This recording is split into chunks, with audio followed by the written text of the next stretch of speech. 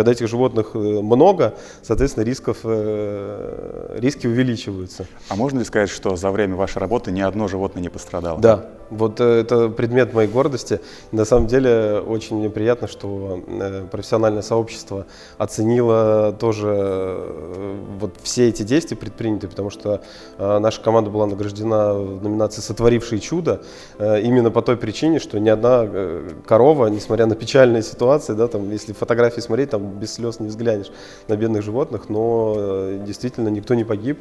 И более того, мы еще и гордимся тем, что коровы были и сохранены, и они были пущены на размножение. То есть покупатель купил их для дальнейшего размножения. То есть это не та история с консервами.